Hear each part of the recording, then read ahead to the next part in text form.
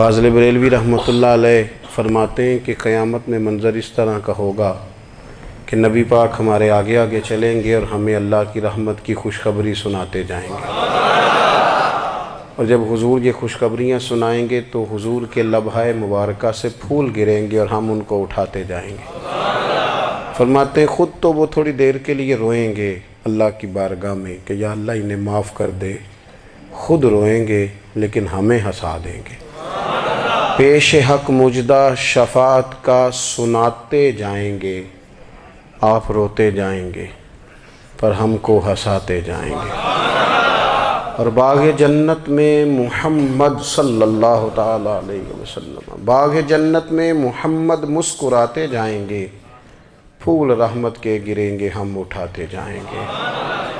حشر تک ڈالیں گے ہم پیدائش مولا کی دھوم، اور مثل فارس نجد کے قلعے گراتے جائیں گے۔ اور کیا ذوق بیان کیا، فرمانے لگے خاک ہو جائیں عدو جل کر مگر ہم تو رضا، دم میں جب تک دم ہے ذکر ان کا سناتے جائیں گے۔ جب تک سانسوں کی ڈوری چل رہی ہے، دم میں جب تک دم ہے ذکر ان کا سناتے جائیں گے۔ اللہ تبارک و تعالیٰ نے ہمارے محبوب کریم علیہ السلام کو دنیا میں بھیجا تو فرمایا یا ایھا الناس قد جاءکم برہان من ربکم، اے لوگو تمہارے پاس تمہارے رب کی دلیل آ گئی ہے۔ اللہ تبارک و تعالیٰ نے محبوب پاک علیہ السلام کو سراپا دلیل بنا کے بھیجا۔ باقی انبیاء کرام علیہم السلام کے پاس بھی اپنی نبوت کے دلائل کے طور پر بے شمار معجزات تھے، اور حضور کریم علیہ السلام کے تو پورے وجود کو ہی اللہ نے معجزہ بنایا ہے۔ اور نبی پاک صلی اللہ تعالیٰ علیہ وآلہ وسلم کی نبوت کی دلیلیں، حضور کے رسالت کے مستحکم دلائل جگہ جگہ آپ کو ملیں گے۔ سب سے پہلی چیز تو یہ سمجھنے والی ہے کہ نبی پاک علیہ السلام نے جس چیز کو سب سے پہلے اپنی نبوت کی دلیل کے طور پر بیان فرمایا وہ حضور کا کردار ہے، سیرت ہے، عمل ہے، حضور کا لوگوں کے ساتھ رویہ ہے۔ نبی پاک علیہ السلام کی تبلیغ کے 3 دور ہیں۔ ایک تو حضور نے اپنے قول سے تبلیغ فرمائی ہے، وہ 40 سال کی عمر سے محبوب نے اعلان فرمایا اور تبلیغ کی۔ اور ایک نبی پاک صلی اللہ تعالیٰ علیہ وسلم بالواسطہ حضور کی تبلیغ ہے جو آج تک جاری ہے۔ امت کے علماء، مشائخ، مبلغین حضور کے دین کو آگے پھیلا رہے ہیں، تو دراصل یہ بھی تبلیغ رسول پاک علیہ السلام ہی کی تبلیغ۔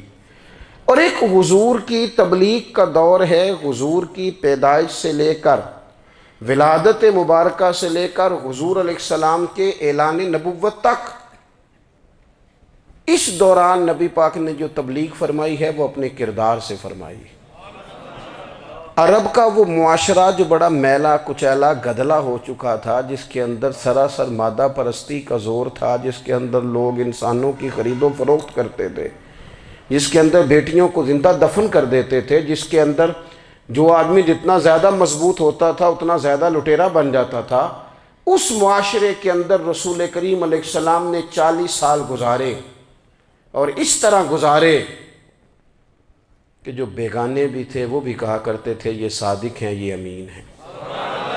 اور جب حضور نے اعلان نبوت کیا تو فرمایا، یہ قرآن مجید کے لفظ ہے، فرمایا فَقَدْ لَبِثْتُ فِيكُمْ عُمَرًا مِّن قَبْلِهِ أَفَلَا تَعْقِلُونَ،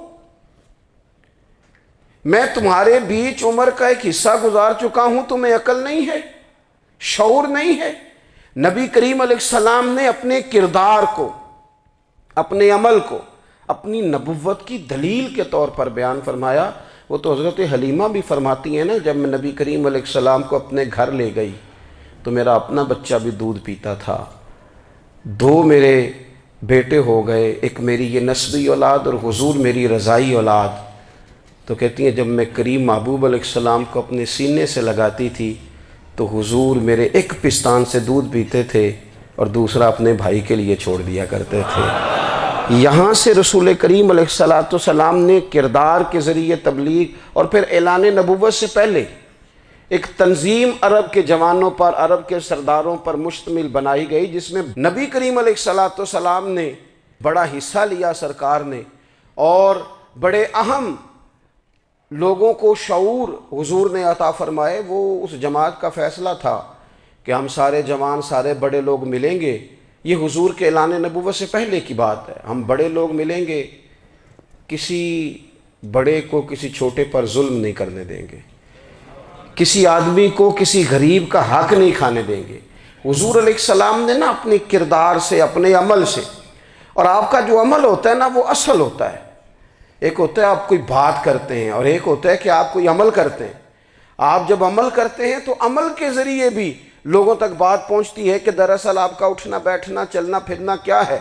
میرے رسول کریم علیہ السلام کا اٹھنا بھی ایک نبی کا، بیٹھنا بھی ایک نبی کا، بات کرنا بھی ایک نبی کا، معاملات زندگی کرنا بھی ایک نبی کا، لین دین کرنا بھی ایک نبی کا۔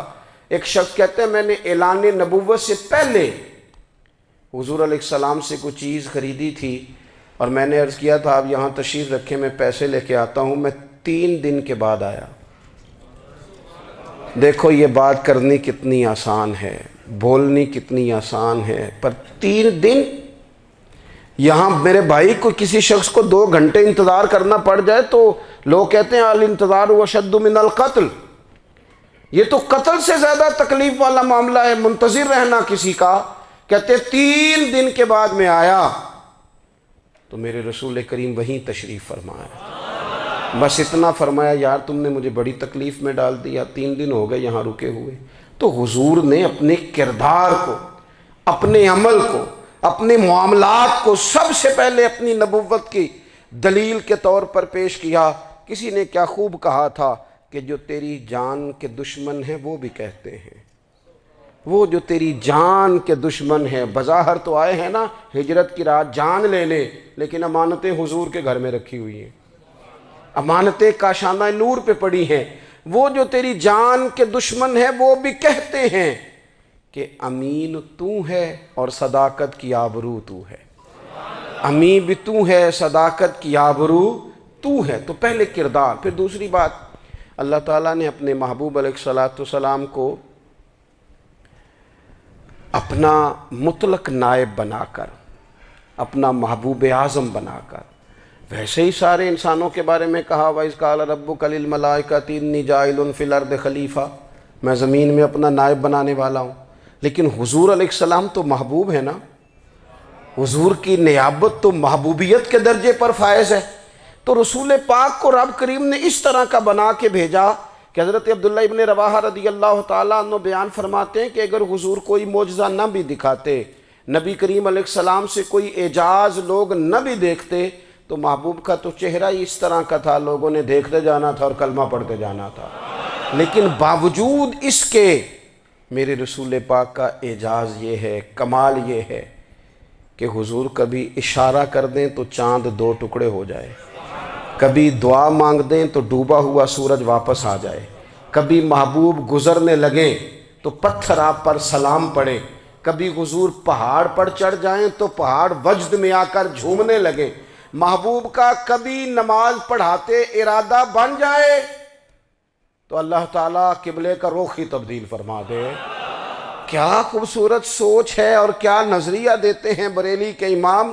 فرماتے ہیں اجابت کا جوڑا عنایت کا صحرا، دلہن بن کے نکلی دعائے محمد، اور اجابت نے جھک کر گلے سے لگایا بڑی ناز سے جب دعائے محمد۔ دیکھو خدا کی رضا چاہتے ہیں دو عالم، خدا چاہتا ہے رضائے محمد صلی اللہ تعالی علیہ وسلم۔